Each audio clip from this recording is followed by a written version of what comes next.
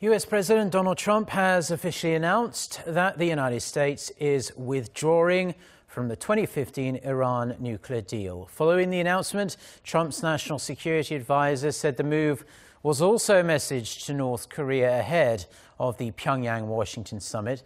Experts have mixed feelings on whether Trump's decision might derail the ongoing efforts to get North Korea to abandon its nuclear missiles. Our Iji-won with more.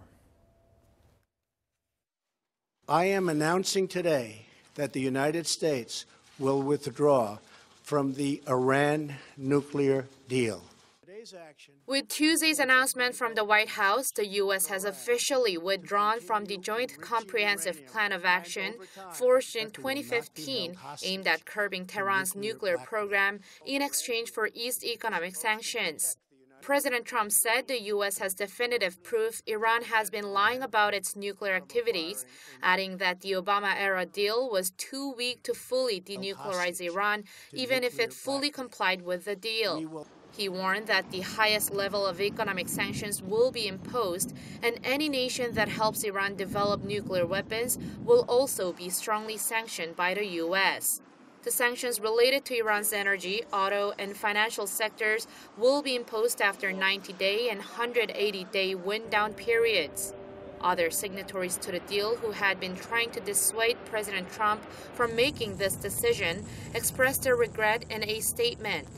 Britain, Germany, France, and the EU said they will continue to implement the deal, while Iran responded by saying it could restart industrial enrichment of uranium.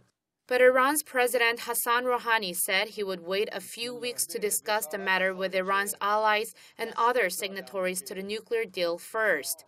While the decision was widely expected, eyes are now on whether the decision will affect a possible North Korea-U.S. denuclearization deal expected to be made at their summit in the coming weeks. At a press conference after Tuesday's announcement, John Bolton, Trump's national security advisor, said the message to North Korea is that the president wants a real deal and that the U.S. will not tolerate inadequate deals.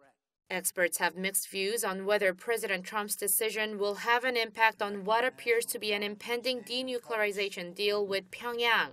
And while some say it may seem to give the U.S. the upper hand, North Korea could also end up requesting more from Washington.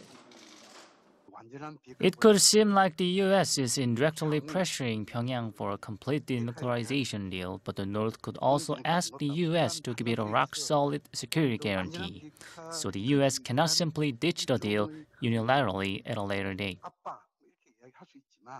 But others doubt President Trump's decision to scrap the Iran deal will bother the North Koreans at all.